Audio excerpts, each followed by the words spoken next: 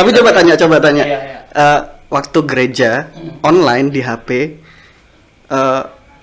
ada yang mandi nggak? Ada. Seperti belum ada titik terang buat gereja-gereja untuk normal gitu loh. Mungkin atmosfernya kan kalau di dalam gereja itu suasana ibadah bersama itu mungkin lebih menyenangkan mungkin gitu. Sebagian besar lagi yang lain mereka udah terlena dengan tidak ke gereja beberapa waktu belakangan ini kan.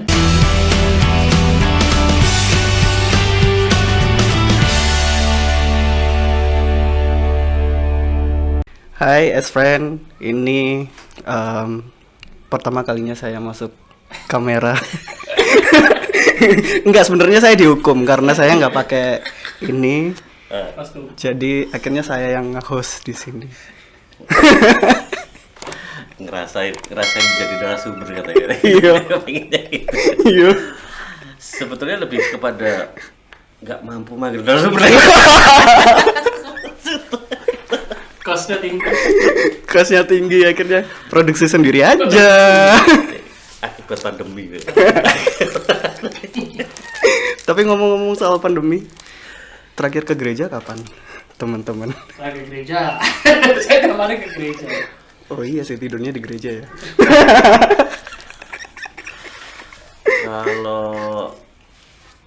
Kalau dilihat sih ya memang pandemi ini mungkin baru sebulan terakhir ini lah ya. Beberapa bulan terakhir ini ada yang boleh masuk, mungkin ada juga yang sebagian gereja yang belum bisa karena memang kebijakan dari setiap kota kan berbeda. Nah, jadi kalau mungkin kita ada di Kota Malang ini pun masih ada yang enggak, meskipun kami bisa ke gereja, tapi ada juga yang enggak gitu loh. Iya, masing-masing gereja beda-beda sih ya, termasuk kotanya. Teman-teman yang di Surabaya pun banyak yang belum, ada yang enggak. Padahal sebenarnya pandemi ini udah setahun ya. Ulang tahun Maret kemarin. Tahun, seperti belum ada titik terang buat gereja-gereja untuk normal gitu loh. Masih new. Ya masih ngikutin new tapi belum kembali ke dan sebagian sih memang sangat merindukan ya kumpul di gereja dengan saudara-saudara seiman, dan juga mungkin atmosfernya kan kalau di dalam gereja itu suasana ibadah bersama itu mungkin lebih menyenangkan mungkin gitu. Tapi gini, sebagian, tapi saya melihat sebagian besar lagi yang lain mereka udah terlena dengan tidak ke gereja beberapa waktu belakangan ini kan. Istilahnya ya ada beberapa dengar mereka yang online dan akhirnya ya saya tahu lah beberapa orang yang akhirnya termasuk saya terlena dan untuk bangun menyaksikan ibadah online itu seperti kok berat banget gitu. Apalagi kalau dulu harus bangun mandi ke gereja, sekarang kan nggak usah mandi sebenarnya nggak apa-apa. Tapi untuk seperti itu pun ada orang-orang yang sepertinya iya. Aduh, kalau saya wes kayak seperti itu. Pengakuan. Pengakuan. Tapi coba tanya. Iya. Waktu gereja online di HP, ada yang mandi nggak? Ada. Padahal itu ditulis loh ya. Kalau setiap ibadah harus menyiapkan diri. Iya, benar. Rapi. Ada yang mandi juga kadang-kadang. Tapi memang pengakuan. Paling jarang mandi saya kalau online. Karena mungkin prinsipnya mereka kan Tuhan tidak melihat rupa. Iya. Kita lihat hati. Kadang juga di kasur sambil pegang HP gini. Yang lihat rupa kan jemaat yang lain. Kita angkat tangan. Nah, sebelah kita langsung merasakan Itu kalau saya boleh bilang itu suasana gereja yang akhirnya berubah oleh karena pandemi ya. Jadi terpaksa oleh keadaan. Pandemi ini benar-benar membuat gereja ya kondisinya seperti itu. Tapi sebetulnya kalau dilihat beberapa tahun yang lalu ya, mungkin bisa dibilang 5 tahun yang lalu sudah ada yang memulai untuk gereja online gitu loh, gereja online, terus sudah aktif di media, meskipun platformnya dulu tidak sebanyak sekarang ya. Dulu tapi lebih ke website sih. Hanya iya website, terus juga mungkin pas YouTube agak berkembang ke YouTube, tetapi sekarang kan ramai sekali, semua platform bisa dipakainya. Dan itu kurang apa ya? Dulu itu kurang booming. Orang menganggapnya kurang struck kalau ibadah melalui online. Tetapi akhir-akhir ini kita biang mungkin ya. kurang holy. Kurang holy. Tapi akhir-akhir ini malah dipaksa, dihimbau. Iya. Ya kan sudah dihimbau melalui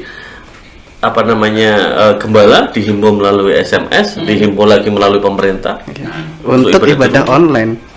Lewat YouTube. Itu fenomena orang bergereja sekarang ya. Sekarang kita ini dulu deh, coba kumpulkan yang kita tahu fenomena-fenomena yang terjadi yang di dalam gereja yang diakibatkan oleh pandemi. Ya, itu satu yang orang yang nggak perlu lagi mandi, itu fenomena. Itu fenomena. Nah, kalau saya fenomena yang lain yang saya dapati ya. Waktu saya nonton Netflix, film di Netflix yang durasinya 3 jam, hampir 3 jam, komentar saya gini, kok kurang lama gitu ya. Terus waktu saya ngikutin ibadah online yang nggak sampai 1 jam, kok lama banget.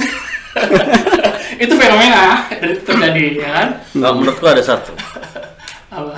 pemasukan gereja turun. Fenomena. Itu fenomena. Ya. Itu fenomena. Kan gitu. Ada lagi fenomena itu lah. Ya sebetulnya juga orang akhirnya tidak repot dengan baju apa yang harus dipakai. Benar. Apalagi cewek, kalau mau ke gereja, besok ibadahnya 2 hari sebelumnya sudah mikir pakai baju apa ya. Udah setrika dulu digantung. Kalau cowok apa ya? Besok apa bajunya? Yang di lemari tinggal apa? Terus saya juga melihat satu fenomena yang nggak tahu ya ini bagus apa enggak ya. Fenomena yang lain adalah sekarang gereja itu tidak lagi eksklusif. Semua orang bisa punya gereja. Semua bisa orang mengikuti lah. Gitu. Mau bergereja di mana dan yang model seperti apapun sudah, karena gereja sekarang ada di tangan mereka. Dan gereja itu seperti sesuatu yang open gitu loh. Kalau dulu kan ya kalau kita ibaratkan ruang gereja ketika ibadah sudah akan dimulai pintu ditutup. Jadi itu seperti gambaran bahwa gereja dulu tertutup. Nah, sekarang nggak ada lagi istilah seperti itu. Gereja sekarang terbuka, orang Kristen pun bisa mengakses gereja. Kira-kira itu sesuatu yang baik atau enggak pada akhirnya? Itu fenomena juga. Ada satu lagi. Data jemaat gereja jelas nggak tahun ini gitu loh. Karena bisa jadi jemaat ini habis ibadah di mana? Ya.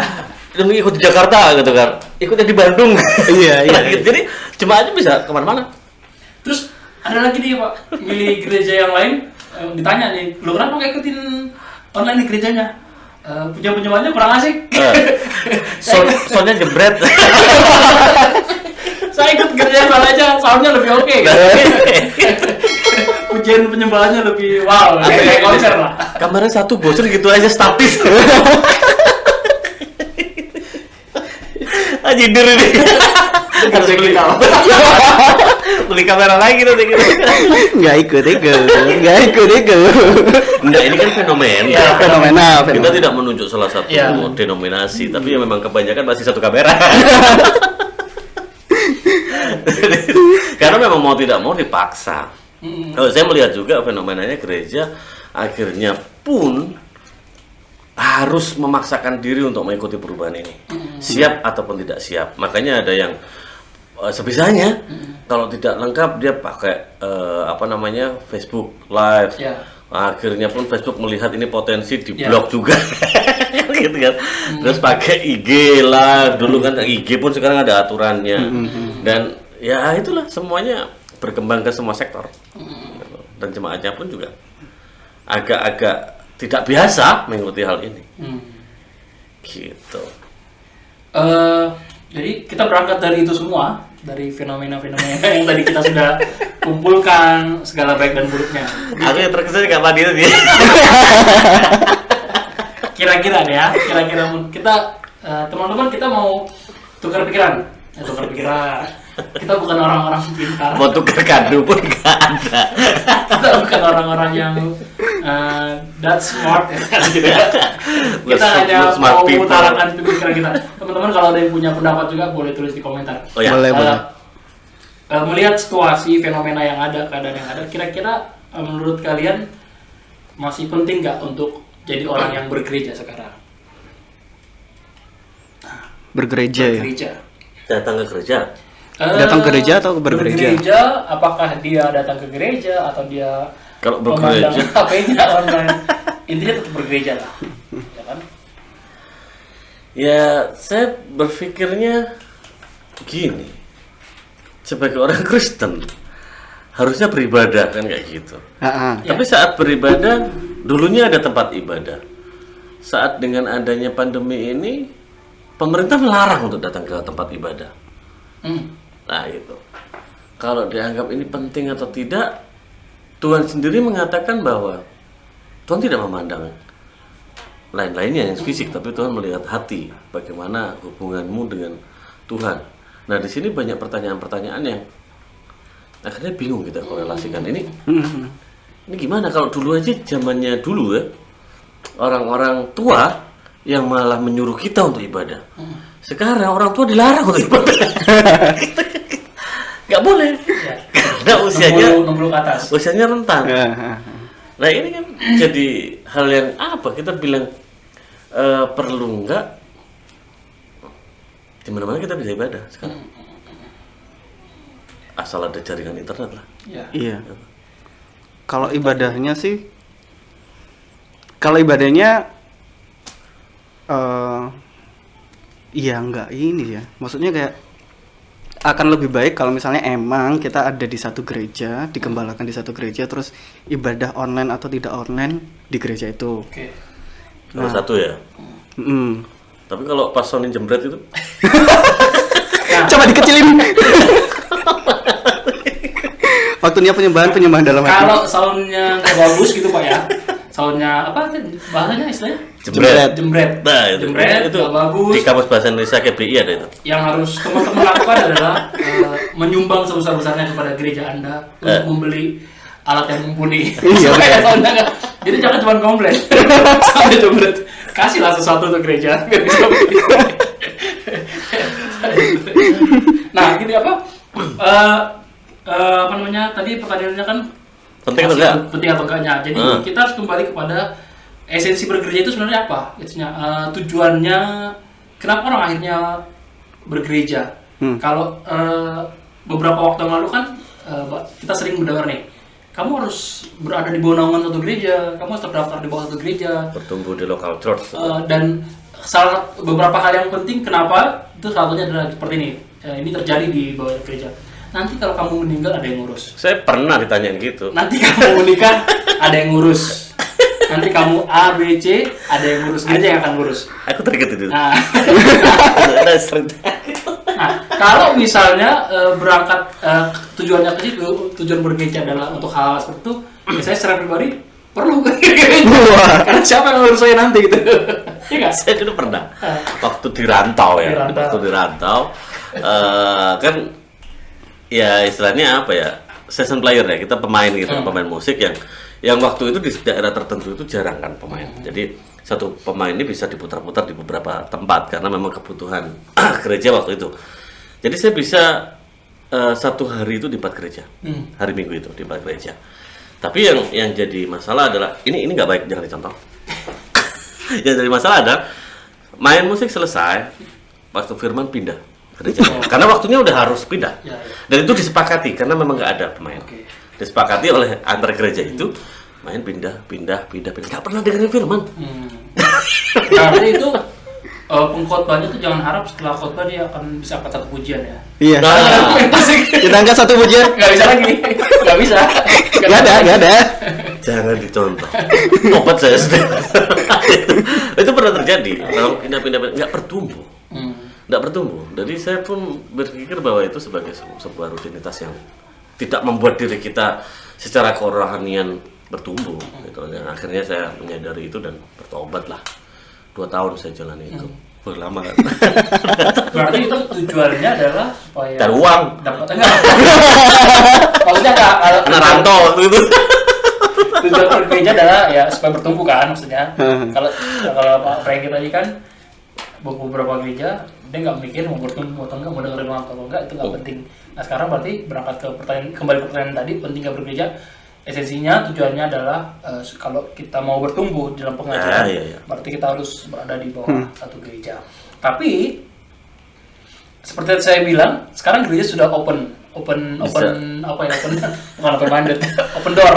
Pintunya sudah terbuka, semua orang bisa memiliki, semua orang bisa mengakses, semua orang bisa mendengarkan ajaran-ajaran yang ada. Udah nggak eksklusif dulu. Kalau hanya untuk pengajaran, saya bisa ke gereja A, saya bisa ke gereja B, saya bisa ke yang C, D dan lain-lain seperti itu. Gimana?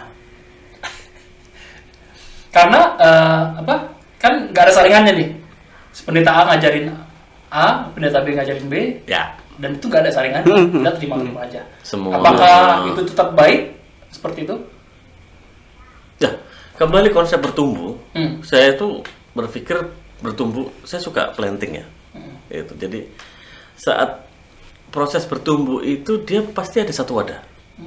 Tak mungkin dia bertumbuh di beberapa tempat. Meskipun tanaman ya, bertumbuh kan banyak ya, makhluk hidup semua bertumbuh. Ikan aja pindah tempat stres. Nah ini orang-orang yang suka ikan, kalau saya salah boleh dievaluasi. Bunga pun juga stres saat dia pindah satu tempat ke tempat lain. Nah konsep saya bertumbuh itu kan dia membuat akar yang kuat, karena proses dia bertumbuh itu kan dari akar. Saat dia dapat nutrisi, saat dia dapat keperluan untuk hidup, dia bisa bertumbuh. Itu pun kalau dipindah, dia mengalami stagnasi, dalam artian proses pemindahan itu dia harus tidak bisa langsung berkembang. Jadi kalau seumur bunga atau hewan pun, kalau peternakan ya, kalau saya kadang baca buku peternakan itu, indukan yang sudah mau bertelur pun saat kita pindah tempat itu harus disesuaikan semuanya, pH-nya, air dan segala macamnya. Untuk apa? Untuk dia berkembang biak. Sudah terbiasa dengan situasinya. Kalau nggak bisa. Nah saya pikir mungkin kita pun makhluk hidup yang sama, yang bertumbuh, kita butuh environment ya. Kalau butuh lingkungan gitu, kalau kita pindah, ya kita stres terus akhirnya. Karena kalau dulu kan kita pindah-pindah ke gereja kan ketahuan. Misalnya kita masuk ke gereja, kayak sijil ya. Kita kan asing kan di gereja jalan-jalan. Misalnya hari ini kita ke gereja A, orang kan nggak kenal. Ini siapa ya? Jemaat baru ya? Disuruh berdiri, mengenal diri. Besoknya kita pindah, pasti ketahuan kan. Nah sekarang kan kita kan pindah-pindah nggak ketahuan. Lah online dan kalaupun kita pergi offline, misalnya onsite gitu kan pakai masker. Kan juga. Nah itu masalahnya sih kayaknya. Mengkerut pun nggak tahu.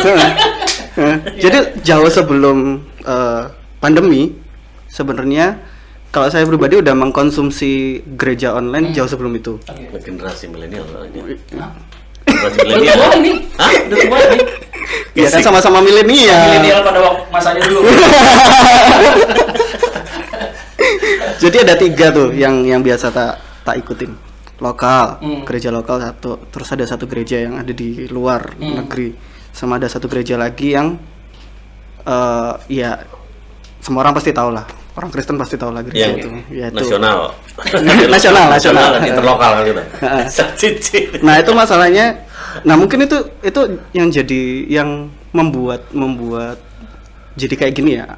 Aku sendiri jadi kayak gini.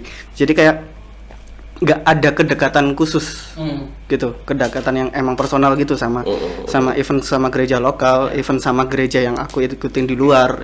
Mungkin salah satu yang bakal kelihatan efeknya itu sih kayaknya.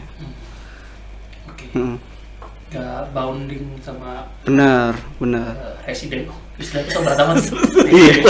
Sama jemaat lokal. Sama gereja lokal. Oke. Itu sih. Berarti kita saranin teman-teman jangan pindah-pindah gereja gitu ya. online sekarang kan online. Kalau kan kita kan bisa mengakses dengan sangat mudah. Kalau saya tidak sih. Kalau saya berpikir gini, saya ya pribadi ya, saya mikirnya gini. Oke, kita mengikatkan diri dengan gereja lokal. terus jalan-jalan nggak apa-apa kayak Mika gitu. Saya masih jalan-jalan kok, meskipun saya bekerja di sini di satu gereja, saya ikat di sana dan komitmen di sana, tapi saya pun masih mengunjungi gereja lain, gitu. Karena saya berpikirnya gini, ya saya bersyukur karena saya sempat keluar dan akhirnya dibentuk menjadi masyarakat yang heterogen, ya bukan homogen. Jadi tidak semuanya benar dan tidak semuanya salah. Gitu. Jadi kita bisa lihat dari perspektif mana kita melihatnya nantinya. Kalau kalau misalnya seperti itu Pak, tapi kalau misalnya pada akhirnya jadi ada tendensi untuk membanding-bandingkan, ya kan, seperti pujian. Memang pada akhirnya banyak orang-orang yang di gerejanya sendiri, di gereja lokal mereka pun nggak tertarik. Sarananya kurang baik, segala macam prasarana kurang baik dan segala macam seperti itu. Akhirnya mereka coba-coba intip gereja lain melalui online, YouTube segala macam. Dan tertarik di sana. Dan mereka kok kayaknya asikan ini ya, kok kayaknya lebih enak ini ya puja-penyembahannya. Jadi seperti itu, kan seperti itu jadinya. Itu bagaimana Pak? Boleh. Membandingkan. Boleh. Dan pada membandingkan terus akhirnya dia pindah gimana? Pindah gereja. It's okay lah. It's okay lah. Karena tidak ada satu denominasi gereja pun yang valid gitu. Iya, karena kalau kita perhatikan apa ya? Karena gini, kita memilih. Nah, namanya memilih berarti ada multiple choice. Gitu kan? Nggak mungkin kita memilih satu, tak ada pilihan lain. Nah, itu intinya kita diarahkan. Iya, oke. Kayak gitu. Konsep lebih luas saja, kepercayaan. Nah, itu kan sesuatu hal yang diputuskan untuk mempercayainya. Bahkan negara sendiri pun tidak membatasi itu. Ada 5 yang diakui. 6 ya? 6 ya sekarang ya? 6 yang diakuinya. Tetapi saya berpikirnya ya lebih bagus memang tertanam. Ya, karena untuk proses pertumbuhan tadi. Jadi saya berpikirnya gini, bukan berarti statement saya yang awal tadi saya lawan sendiri, tidak. Kita lebih bagus untuk tertanam, tetapi it's okay untuk mengetahui dunia luar. Benar-benar juga sih. Di luar oke. Iya. Dan ada fenomena unik sih. Kalau aku sering gitu ya cerita sama teman-teman atau ngobrol gitu yang denominasinya udah berbeda gitu kita. Ya. Dan mereka itu ada yang kalau misalnya dibilang kecil-kecil banget, mereka itu ada di komunitas yang sangat kecil. Tapi mungkin karena sangat kecil itu mereka sangat komitmennya itu sangat kuat ya. Mungkin karena itu. Jadi mereka emang ngikutin gereja ini, sering juga ngikutin gerejaku, sering juga denger kemana-mana. Cuma kalau masalah pengajaran, masalah ini, mereka acuannya tetap ada di kuat situ. Ya? Sangat kuat. Induknya tetap di lokal mereka, gereja lokal. Benar. Kita lihat di negara kayak gini deh. Sepertinya tidak bisa dianalogikan ke sana, tidak. Tetapi kasat mata saya melihat Bali sebagai satu pulau kecil di Indonesia dengan tradisinya, kita lihat gitu ya. Ini bagaimana kita harusnya bertumbuh gitu, bertahan dan bertumbuh. Dia termasuki oleh beberapa macam budaya. Mereka mengetahui itu. Tapi tidak akan merubah itu semuanya. Nah, kita harusnya mempunyai pertumbuhan seperti itu. Kita tertanam di local church. Kita bertumbuh kuat berakar di sana, tapi boleh kita untuk melihat perkembangannya. Karena perubahan dan perkembangan kan tak bisa kita lawan. Dulu orang bilang, kalau ibadah online tuh kurang sah, kurang holy. Tapi karena dipaksa dan mengikuti juga pola kayak gitu. Kalau sampai kita punya statement, enggak lah, gak usah gereja, enggak ketemu kita. Iya benar. meskipun online. Gitu. Dan itu dulu diadopsi atau dilakukan oleh gereja tertentu waktu itu. Gitu loh. Tapi saat itu dipandang kurang gitu kan gitu. Tapi sekarang semua mengikutinya. Benar. Jadi kalau saya pikir go ahead kalau kita mau lihat yang lainnya. Gitu. Lebih bagus kalau kita tertanam di satu gereja, kita mengembangkan, tapi kita juga melihat di luar juga perkembangannya seperti apa. Benar. Gitu. Kembalikan kepada as friends lah. Mau tetap setia atau sama sekali nggak mau melirik gereja lain, silakan. Mencoba-coba intip jendela yang silakan. Ya, kembali ke masing-masing ya. Tapi mungkin gak sih kalau kayak gini, waktu di penyembahan dia ikut di gereja sini. Waktu di khotbah dia ikut di gereja sini. Tapi kalau menanggapi hal itu, kira-kira apa sih yang gereja bisa lakukan? Maksudnya kita tahu nih masalahnya apa, apa yang bikin orang nggak tertarik ke gerejanya kita, dengan alasan-alasan yang tadi lah. Kira-kira kalau kita sebagai gereja, apa sih yang harus kita lakukan? Saya basicnya orang marketing ya, saya basicnya. Ya buat engagement lah. Kalau kita udah engage, ya kita trust satu sama lain, terus kita sudah menaruh trust itu di sana, tidak mungkin kita selingkuh. Asik kayak gitu. Asik. Meskipun kita tetap berteman, berkawan dengan siapapun, tapi kita akan setia dengan gereja kita. Kalian setuju nggak dengan istilah marketing? Karena pada akhirnya kita jualan gereja kan, maksudnya dalam tanda kutip ya, kita kan menjual gereja kita. Pada akhirnya kita coba istilahnya gereja-gereja yang meng-create online ibadahnya mereka semenarik mungkin gitu, dengan sangat baik, dengan sangat menarik.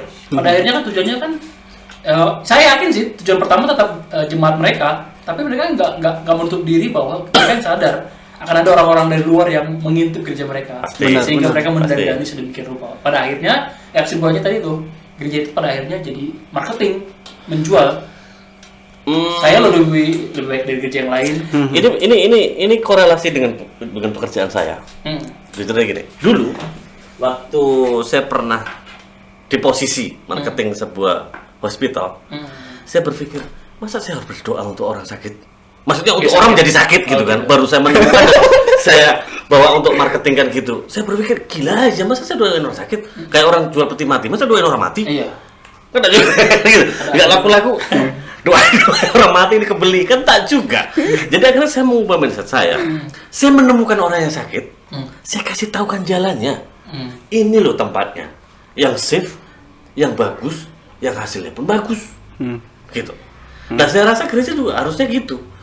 Kembali ke esensi. Kembali ke esensi bahwa sebetulnya adalah mencari orang-orang yang tersesat, gitu loh. Benar-benar. Kalau memang ada side effect, ya terserah gitu loh. Bener nih, nggak pernah doain orang supaya sakit. Enggak. Pernah terpikir, masa aku harus cari orang sakit, maksudnya mendoakan orang sakit. Sebelum saya menjalankan itu kan saya baca literasi buku dan segala macamnya. Ternyata saya menemukan orang itu harus dibawa ke tempatnya benar. Nah gitu loh. Nah itulah mungkin fungsinya saat gereja itu meng-create segala sesuatunya. Create bukan hanya tampilan ya, isi dari apa yang disampaikan.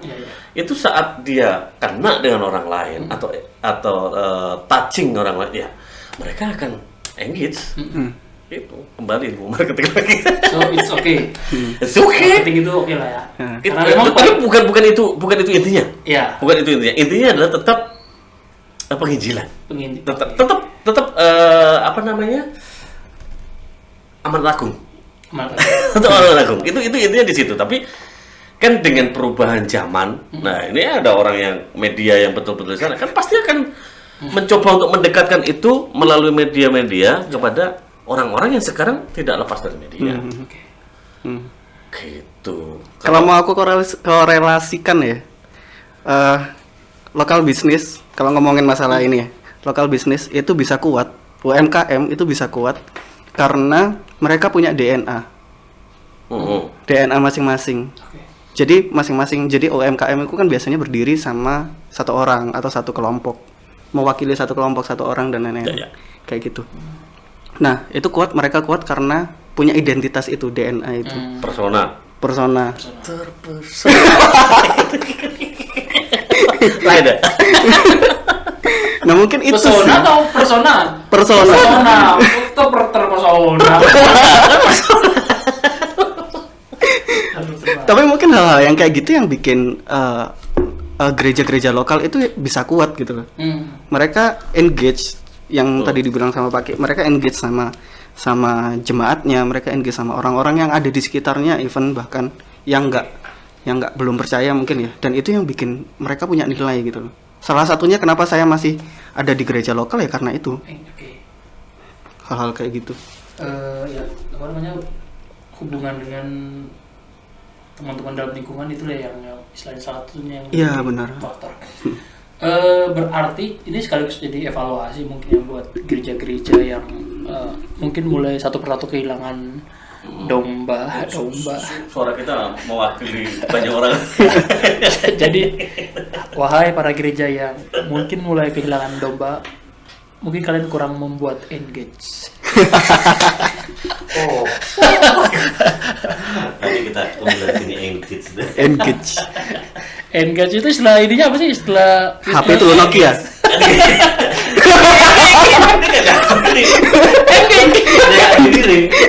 Yang miring.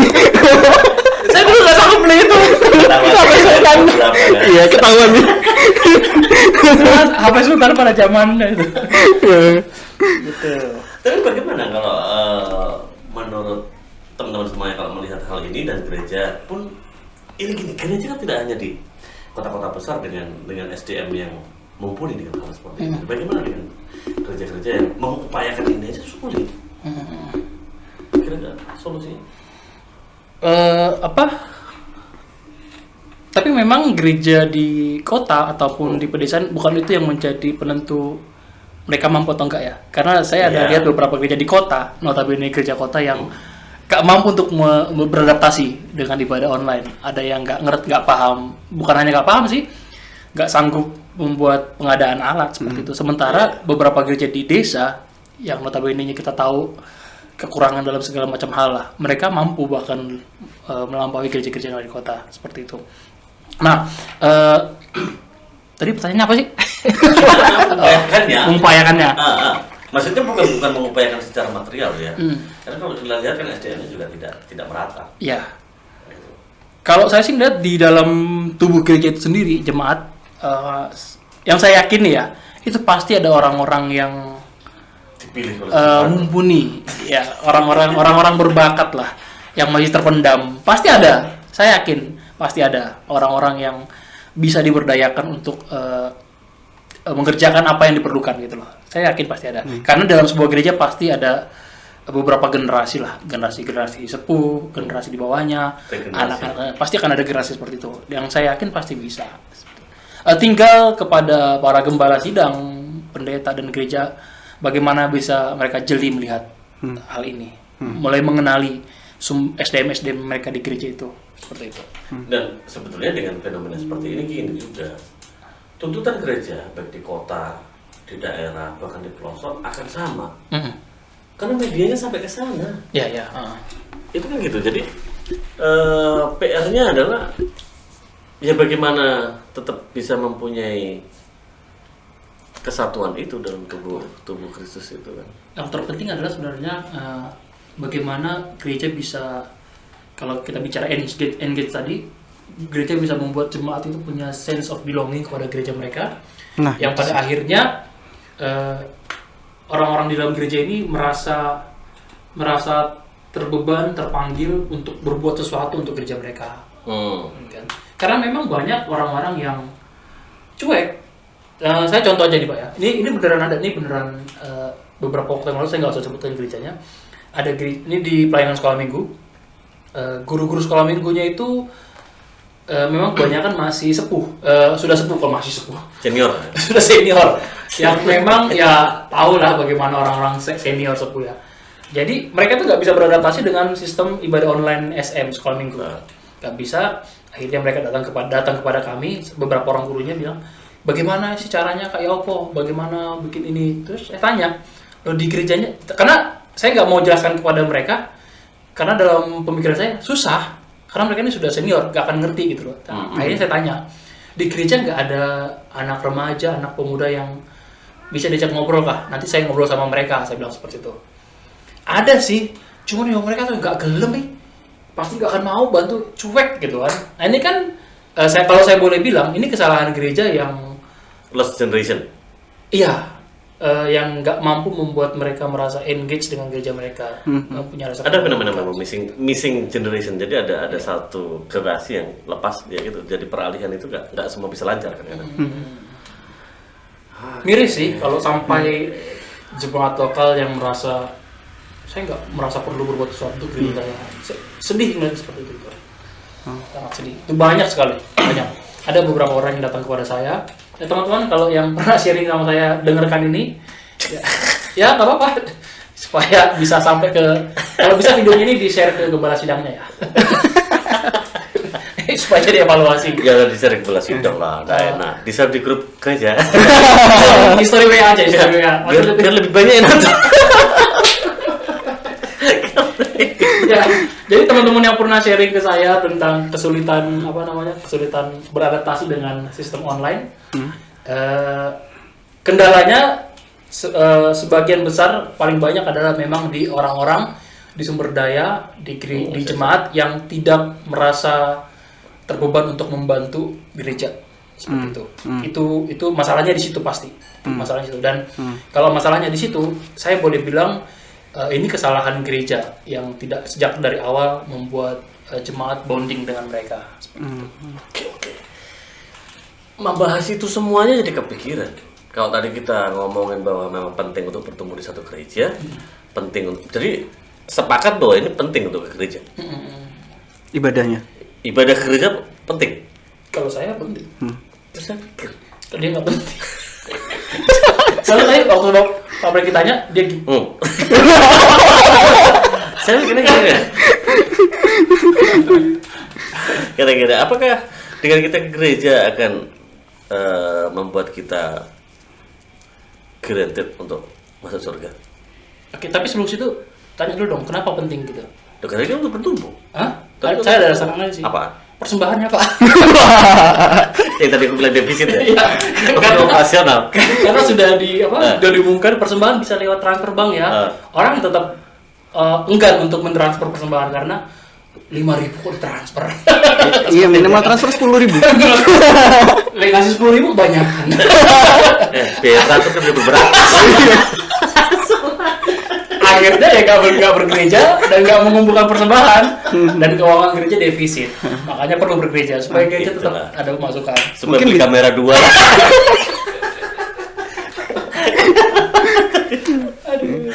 Masuk surga nggak?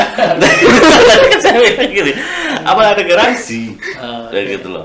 Kalau kita soal berdatang, ya memang sebetulnya esensinya bukan ke sana ya, tetapi apakah itu jadi sebuah keharusan sih yang akhirnya membuat kita, kamu kalau nggak ke gereja ibadahmu nggak sah, bener. Kayak gitu. Ya. Bener, Om Dal? Masuk surga nggak gitu? Nggak tahu sih Pak. Karena nggak tahu sampai jaga gitu ya. Iya. Kita tanya penjaganya. Biasanya ada yang kenal orang dalam.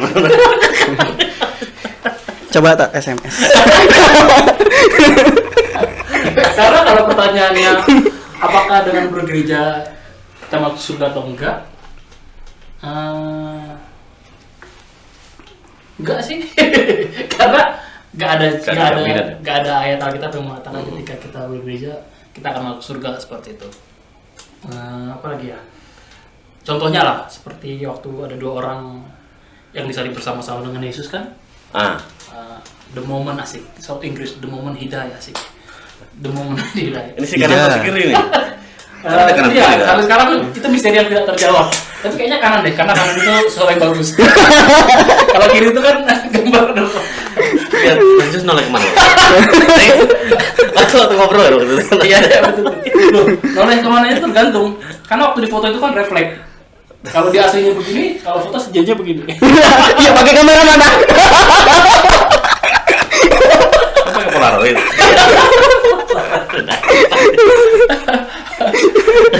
Gitu. Jadi waktu dia mati kan dia nggak sempat mendaftarkan diri menjadi anggota gereja mana dulu. Atau dia sudah masuk surga. Oke. Dia hanya bilang ya saya percaya kepada Tuhan Yesus. Jadi memang ya kita perlu garis bawahi nggak ada urusannya menjadi jemaat gereja dengan masuk surga teman-teman. Jadi Adapun yang di gereja cukup lama, Tuhan nggak kenal gitu kan? ya Iya, benar. Nggak kenal, ada kayak gitu kan? Benar. intinya bergereja nggak menjamin Anda masuk surga, tak bergereja yang nggak masuk juga. Kalau bertumbuh jaminan.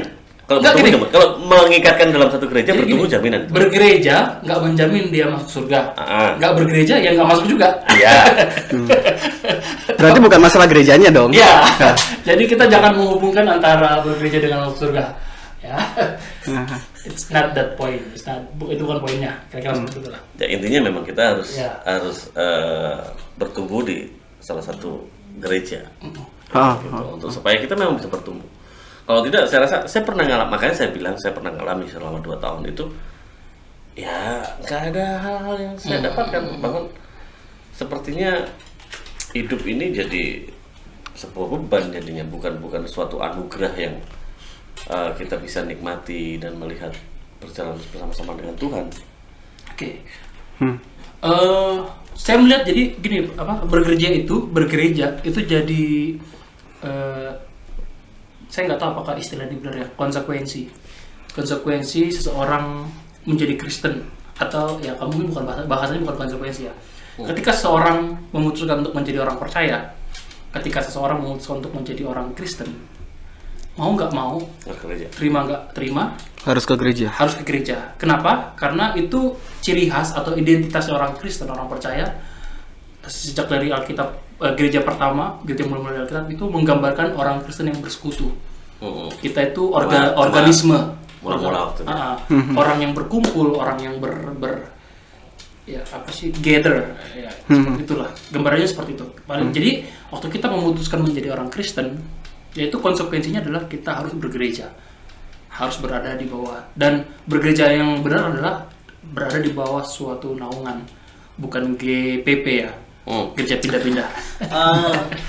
Saya jadi teringat prinsipnya mungkin seperti itu,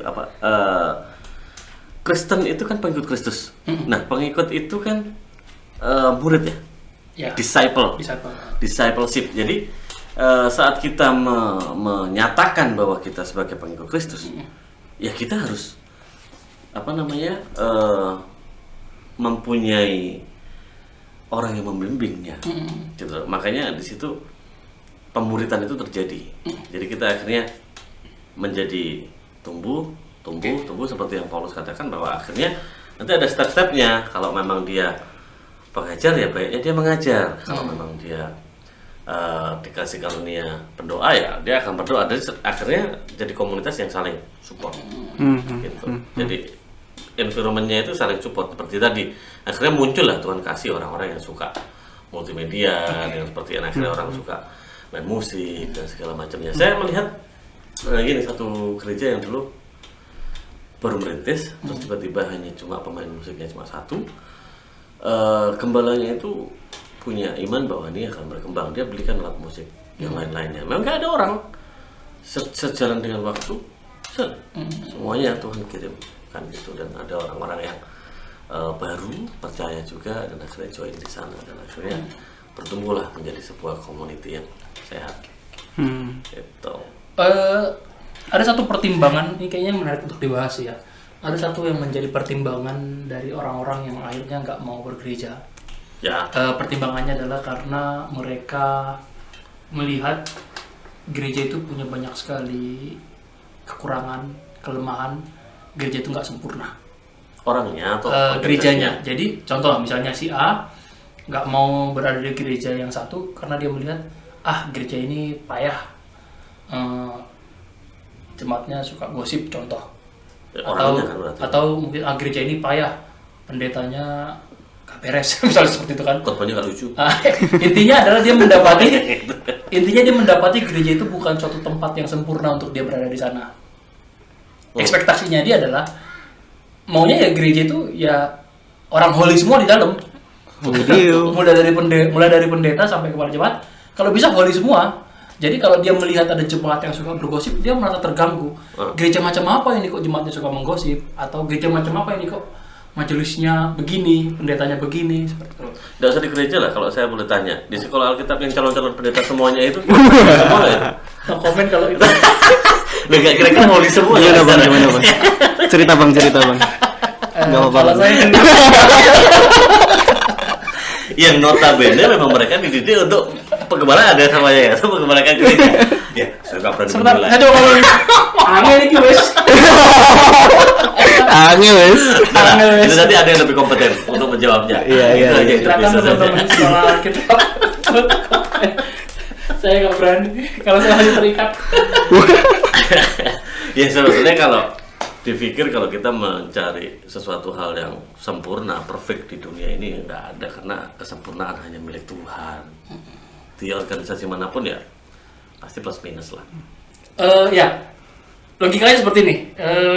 Gereja yang kita tahu adalah tempat yang sangat ada hadirat Allah di situ. Saya kan tinggal di gereja.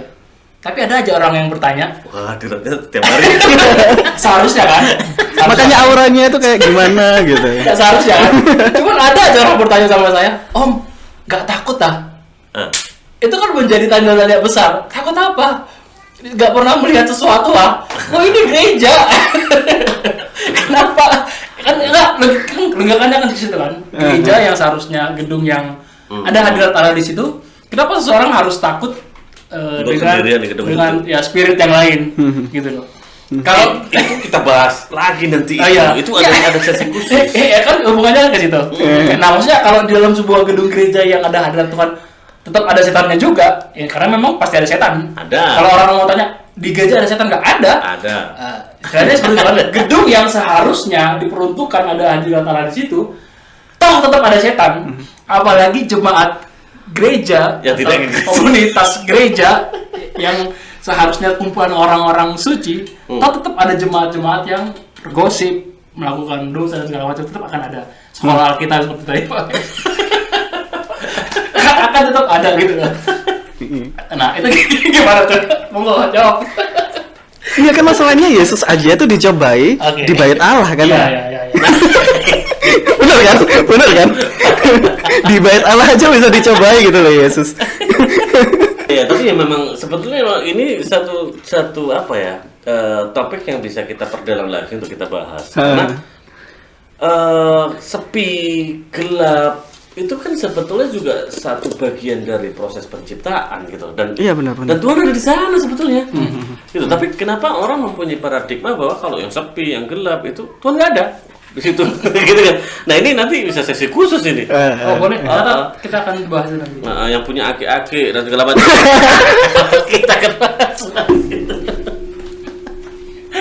Yang penting adalah apa hal yang harus kita lakukan, paling tidak ya kita harus apa namanya mengikatkan diri dulu lah dengan satu gereja lah. Benar-benar. Gitu. Terlepas dari teman-teman, terlepas dari gereja kita mungkin bukan tempat yang sempurna dan mungkin kita mendapati banyak sekali hal yang tidak kita harapkan di gereja, di lingkungan gereja, dari orang-orang yang ekspektasinya mereka adalah orang yang suci, tapi kenyataannya kita kecewa. Terlepas dari itu semua, kita tetap perlu berada di bawah satu gereja, kira-kira seperti itu ya. Benar.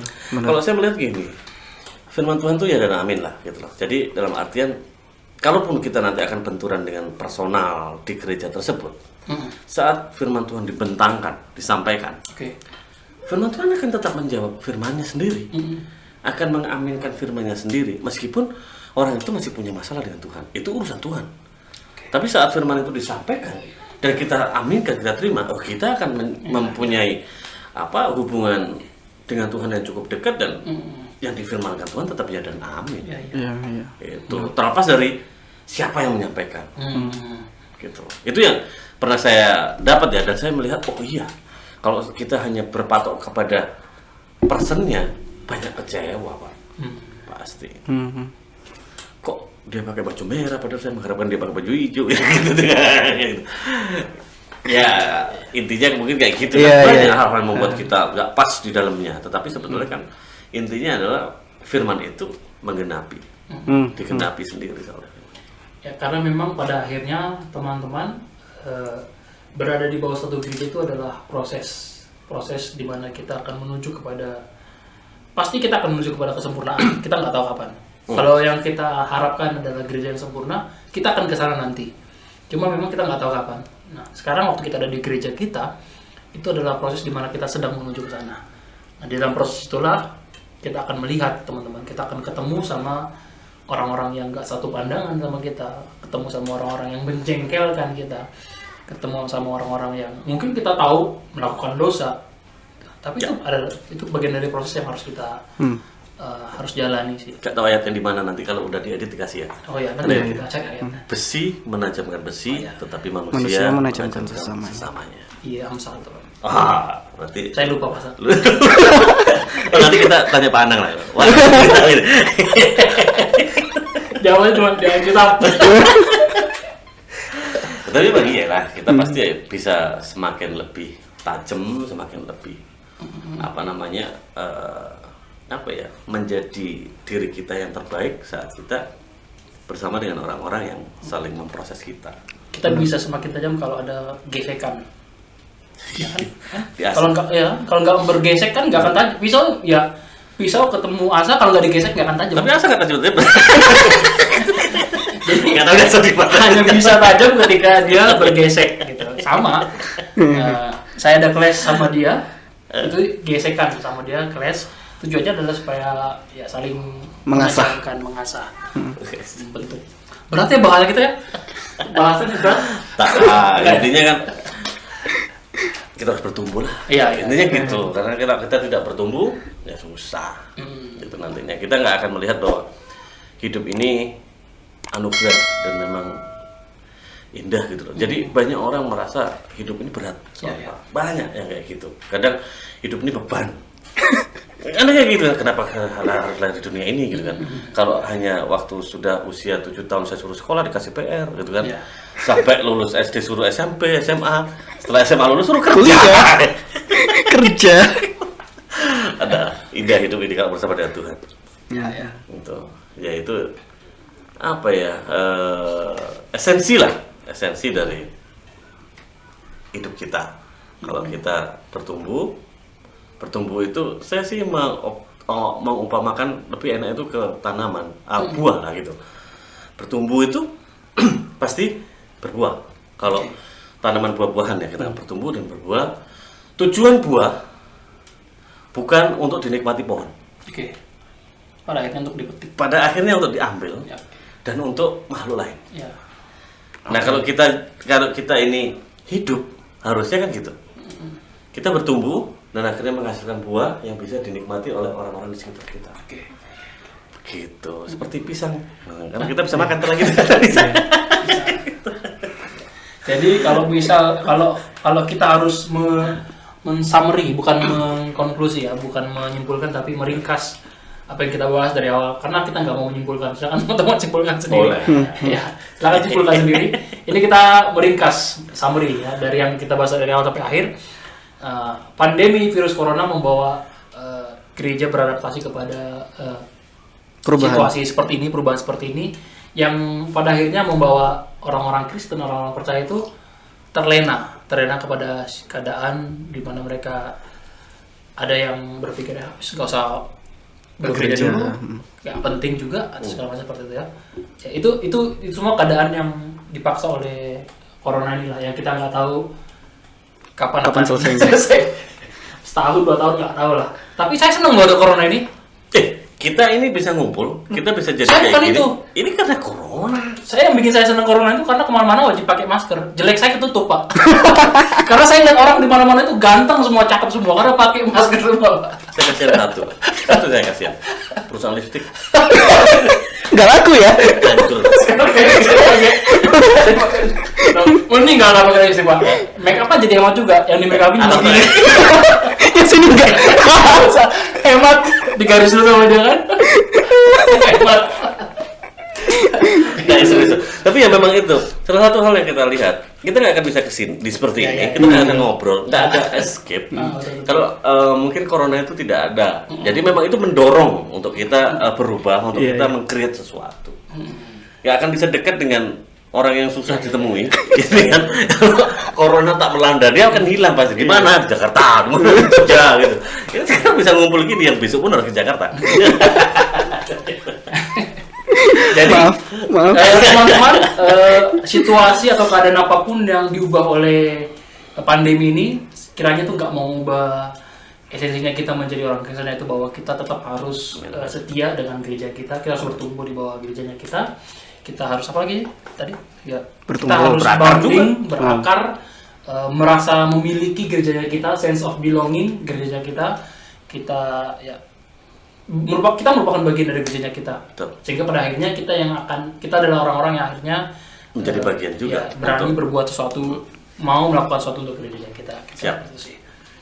Jadi itu deh. Dan nanti kita juga akan kembali dengan topik-topik yang agak menarik untuk kita perbincangkan, ya kan. Teman-teman juga bisa gabung nanti. Nanti siapa tahu nanti kalau memang kita bisa melalui YouTube dan juga nanti kalau kita bisa upayakan dengan IG Live ya, nanti kita bisa langsung live dan teman-teman bisa langsung join.